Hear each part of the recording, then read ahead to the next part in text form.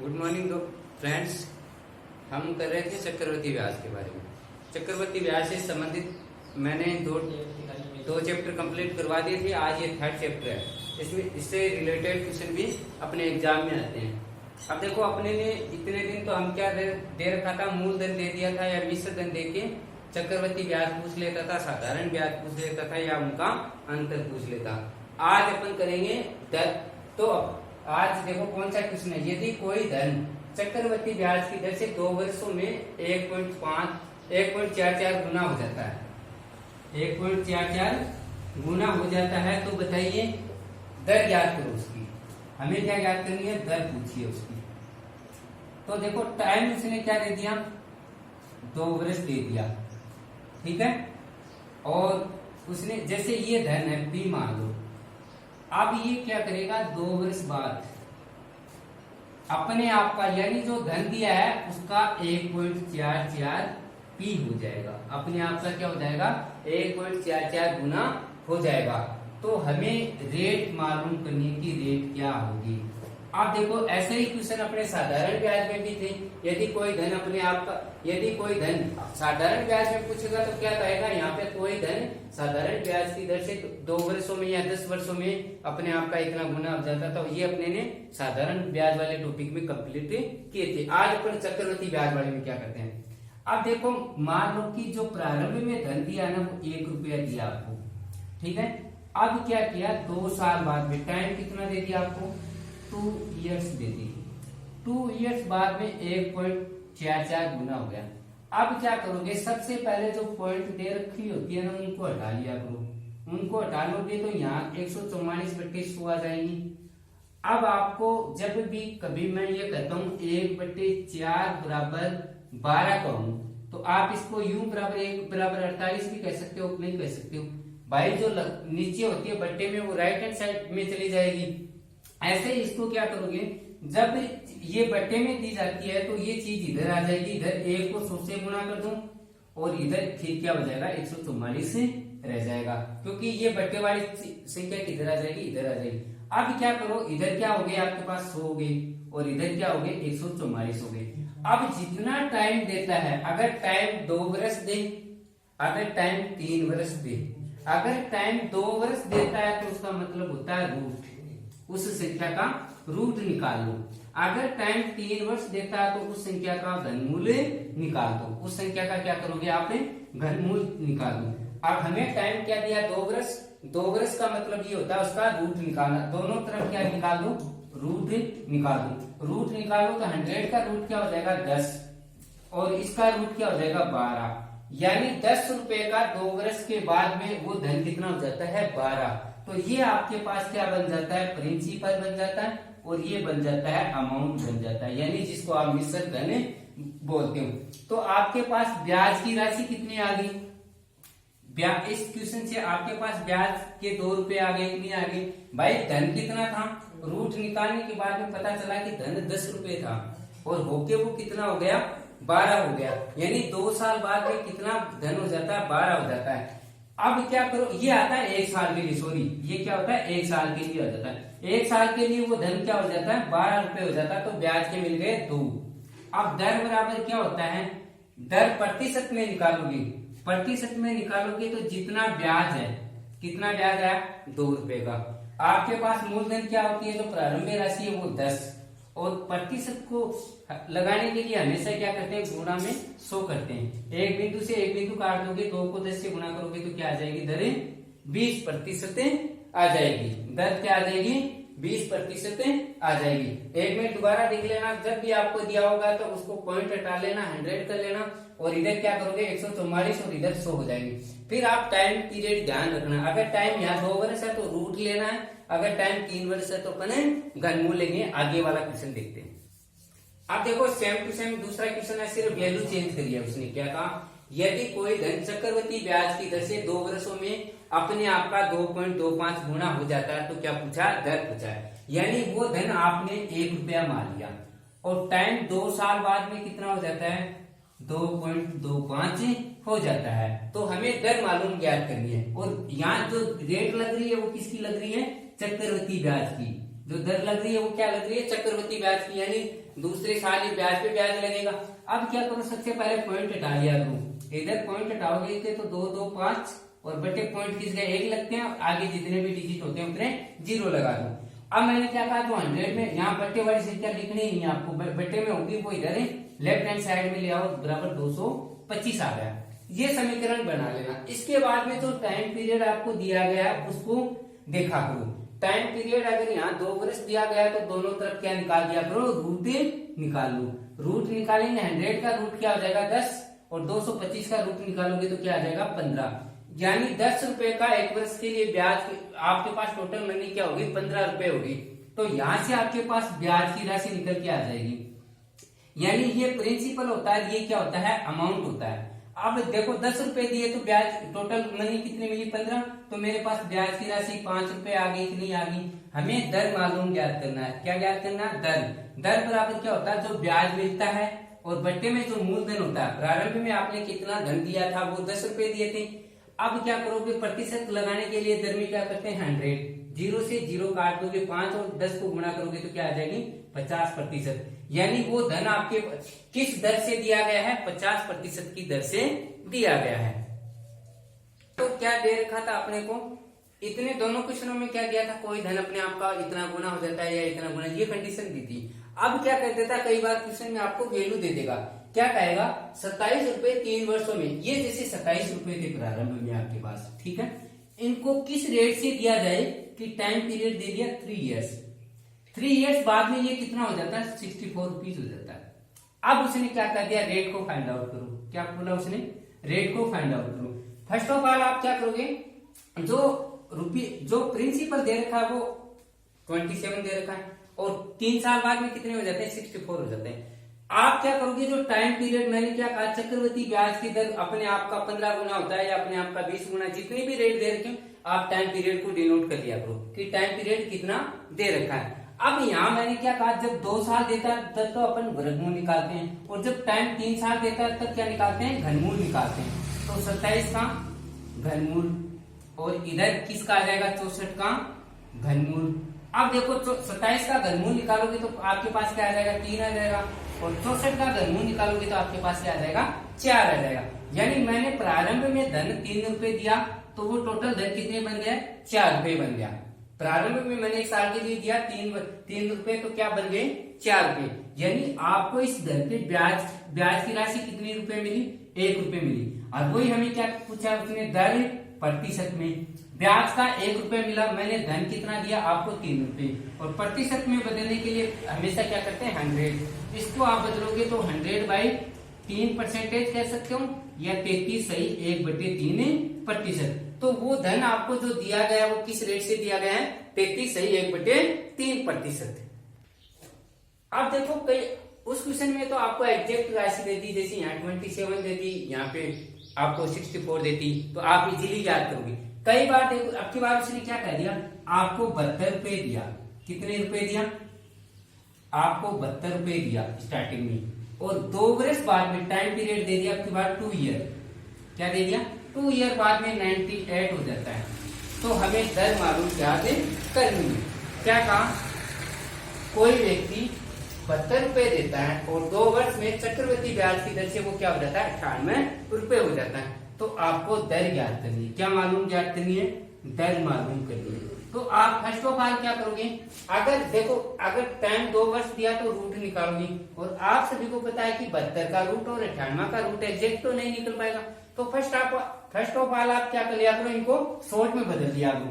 देखो ये दोनों किससे कर सकते हैं, 2 से कर सकते हैं, ये तो हो गए 36 और ये हो गई 49। अब मैंने क्या कहा, टाइम पीरियड जब 2 साल दें तो दोनों तरफ आप क्या कर लिया करो, रूट ले लिया करो।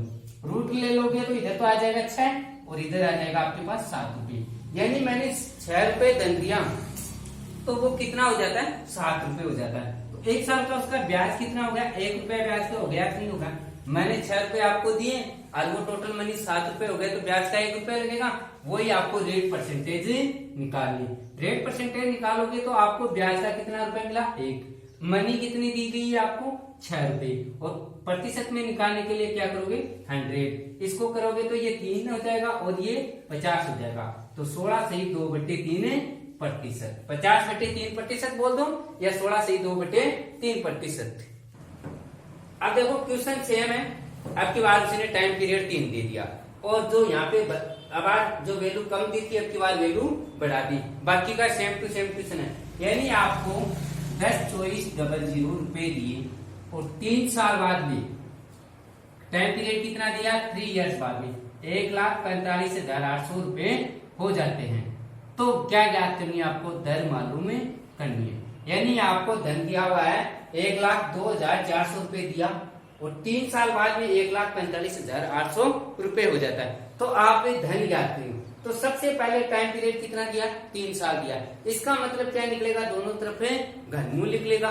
फर्स्ट ऑफ ऑल क्या किया करो, आप जो चीज कटे उसको तुरंत हटा दिया करो। इधर 2 जीरो है, इधर भी 2 जीरो हटा दो, ठीक है। आपके पास आ गया 1,024 बराबर 1498। अगर आपको इसका रूट मालूम नहीं है तो फिर देख लिया करो और छोटी बदल दिया करो। मैं 2 से काटूंगा तो 512 हो जाएगा, इसको 2 से काटूंगा तो क्या हो जाएंगे 729 हो जाएगा। आई बात समझ में। इसको मैंने 2 से काटे तो कितने हो गए 512। इधर वाले को जो सेम संख्या से काटना, देखो इधर भी सेम संख्या से और इधर भी सेम संख्या, इसको काटोगे तो 729 हो जाएंगे। अब देखो आपको पता है कि 512 का भी घनमूल लिया जा सकता है और 729 का भी घनमूल लिया जा सकता है। अब यहीं तक छोड़ो। अब टाइम पीरियड मैंने घनमूल क्यों ले रहा हूं, क्योंकि टाइम पीरियड कितने हैं, 3 साल है। तो इधर आप क्या ले लो 3 साल और इधर भी 3 साल ले लो। ये आगे 8 का क्यूब हो गया। 8 का क्यूब क्या होता है, 512 होता है और ये किसका क्यूब होता है, 9 का क्यूब होता है। यानी मैं 8 रुपए देता हूं तो मेरे को जो धन है वो कितना रुपए टोटल मिलेगा, 9 रुपए मिलेगा। अगर मैं 8 पे आपको जो रेट पूछी है उस रेट के अकॉर्डिंग देता हूं तो मेरे पास 8 रुपए की कितने रुपए बन जाते हैं, 9 रुपए बन जाते हैं। तो मुझे ब्याज का क्या मिलेगा, 1 रुपया मिलेगा कि नहीं मिलेगा। अब मैंने धन क्या दिया, प्रिंसिपल, ब्याज क्या मिला, ये ब्याज और ये टोटल अमाउंट थी 1 ईयर के लिए। अब मैंने क्या किया, उसको दर परसेंटेज निकालूंगा। दर परसेंटेज निकालने के लिए वही क्या करोगे, ब्याज लिखोगे, ब्याज के नीचे में क्या लिखोगे, मूलधन लिखोगे और 100 इंटू में कर दोगे। 100 क्यों कर रहा हूं, क्योंकि दर प्रतिशत में होती है। अब देखो जो चीज कटे उसको काट दो, 2 से काटोगे ये 25 हो गई, तो जो दर आएगी वो क्या आ जाएगी 12.5%। 25/2% बोल सकते हो या 12.5%। अब देखो ये अब की बार दिया जो क्वेश्चन बहुत ही अच्छा क्वेश्चन है, कई एग्जामों में पूछा हुआ भी है। अब देखो वो तो थे नॉर्मल क्वेश्चन जो पूछ भी लेते हैं, 10th लेवल तक पूछते हैं, बाकी नहीं पूछते हैं। ये क्वेश्चन अब की बार दिया कि कोई धन 2 वर्षों में, जैसे धन मान लिया पहले P मान लिया और 2 वर्षों में वह धन 8,000 रुपए हो जाता है। क्या हो जाता है, टाइम पीरियड 2 इयर्स। मान लिया कि कोई धन उधार दिया और 2 वर्ष बाद में कितना हो जाता है, 8,000 रुपए हो जाता है। फिर क्या कर रहा, वही धन तो वही है, P है, लेकिन 5 साल बाद में। अब की बार उसने क्या कहा, टाइम पीरियड बढ़ा दिया, 5 ईयर कर दिया। क्या किया, 5 ईयर बाद में 27,000 रुपए हो जाता है। देखो बात वो की वही, अब बात जैसे क्वेश्चन दिए वही की वही। अब की बार क्या कहा उसने, पहले उसने ये कहा कि कोई धन आपको दिया, 2 साल बाद में वो 8,000 हो गया। अब अगर उसी धन को मैं दोबारा 5 साल के लिए काउंटिंग करूं तो वो 27,000 रुपए हो जाता है। तो मुझे दर मालूम करनी है, क्या ज्ञात करनी है, दर परसेंटेज निकालनी है।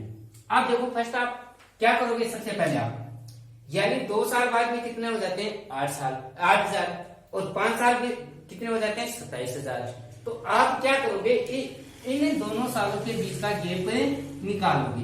देखो 2 साल बाद में 8,000 हुए, 5 साल बाद में 27,000 हुए।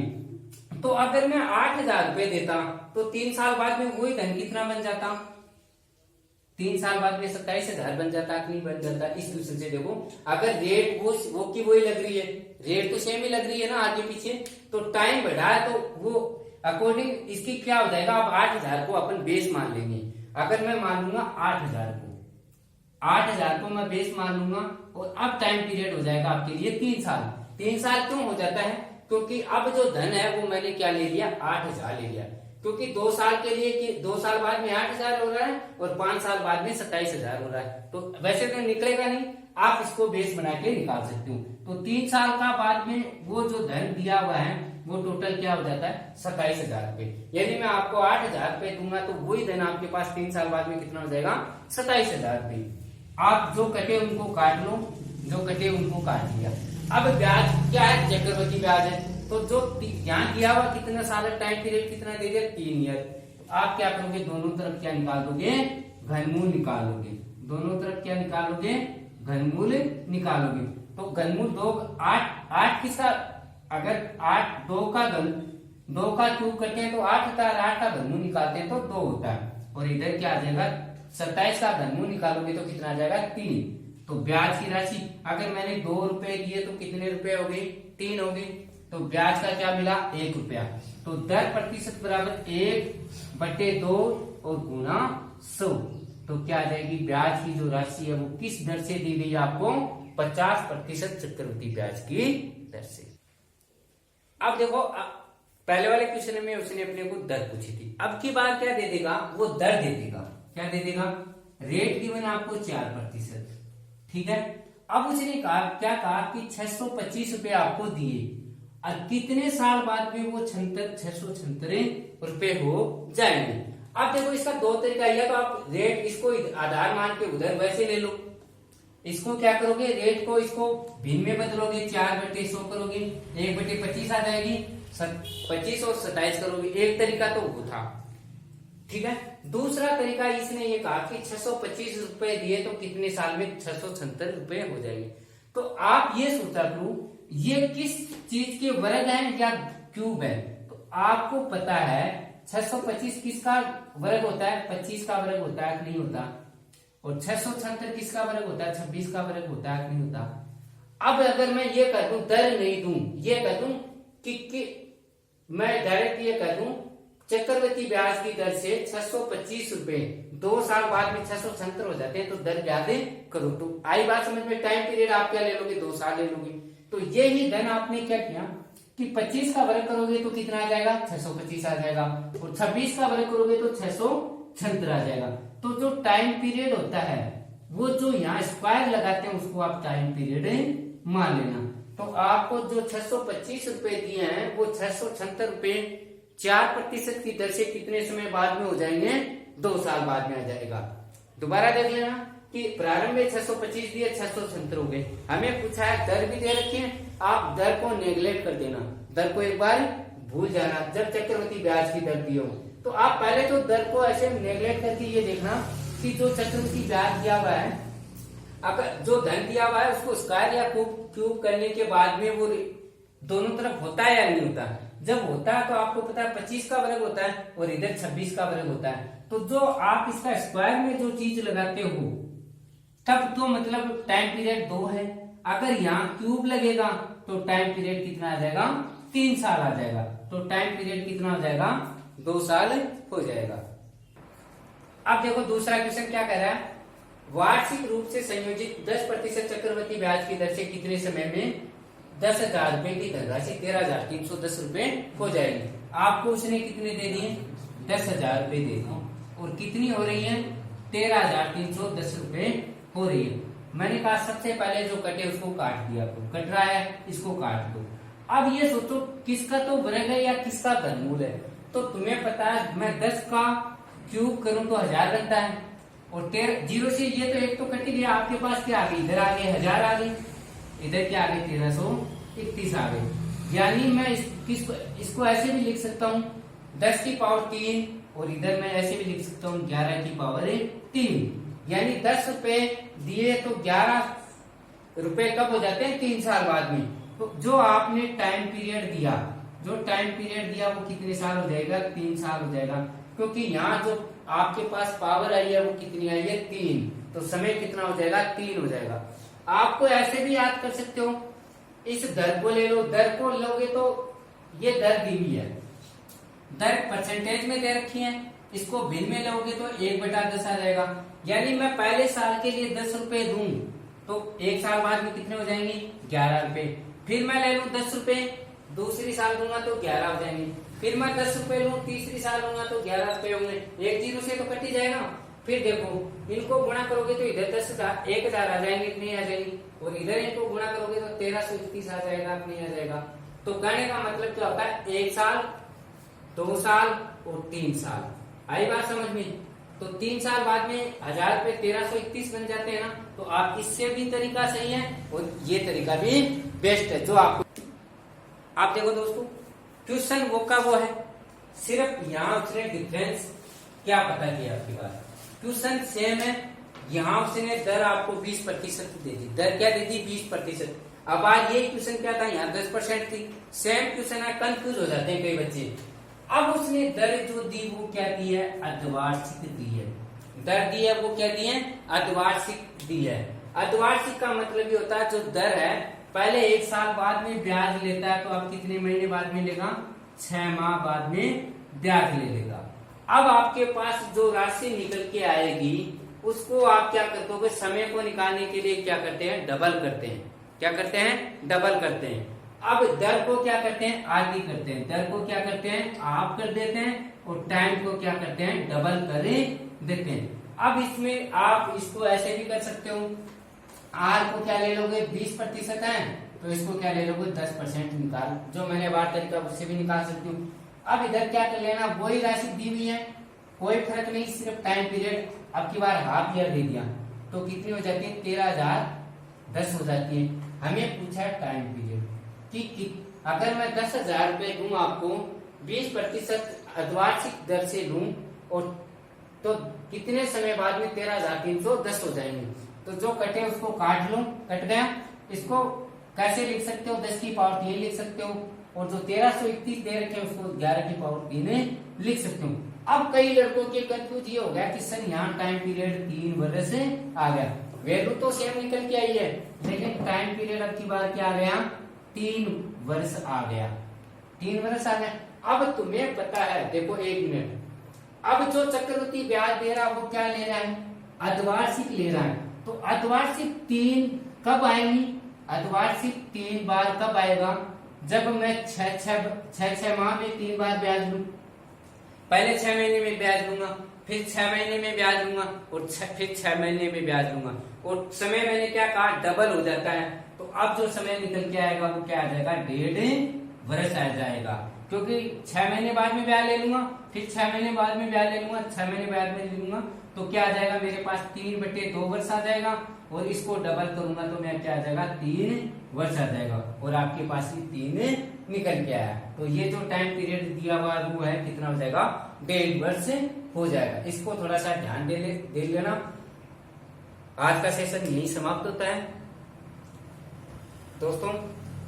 ज्ञान सागर यूट्यूब चैनल को सभी सब्सक्राइब जरूर कर लें, जो नोटिफिकेशन होगा आप तक पहुंच जाएगा और वो लाल एक घंटी वाला बटन उसको जरूर दबा दें। और जो भी आपका कमेंट हो, कैसी मेरी क्लास लगी, इसके बारे में सजेशन जरूर दें आप लोग और इसको एंड तक देखें। धन्यवाद।